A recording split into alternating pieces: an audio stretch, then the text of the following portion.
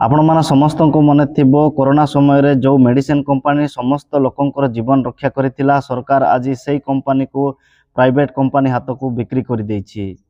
उत्तराखंड रो आलमोर रे थिबा IMPCL Indian medicine pharmaceutical corporation limited company को सरकार प्राइवेट हाथ को बिक्री कर देछि, जहा कि सही सरकारी मेडिसिन कंपनी केबे मध्य लॉस रे जाइनी, सरकार को सब बेले फायदा पहुंचाउथिला।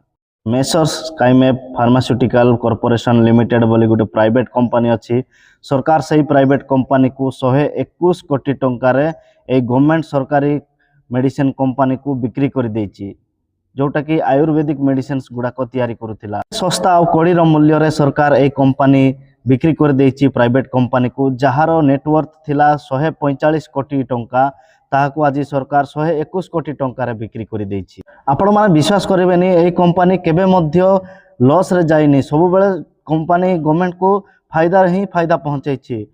आपण मानक मन थिबो 2020 रु 22 भितरे ए कंपनी रो इनकम 75% अधिक होइथिला, 3375 कोटी टंकार इनकम करके देखैथिला सरकार को। हेले भी एई सरकार मात्र 121 कोटी टंकार प्राइवेट कंपनी को बिक्री कर देछि। आउ एई भलिया सरकार काम को लोक देशद्रोही कहबे नहीं, आउ कोन कहबे। एई भलिया काम करके सरकार लोकंकर स्वास्थ्य सहित खेलिबार काम करिछि।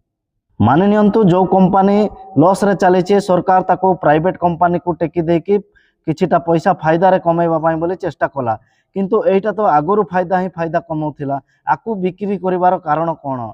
सरकार उद्योगपति मानन को धनी करिबा पाई बोली के एई भलिया काम गुडा को एई भलिया षडयंत्र गुडा को करूछि।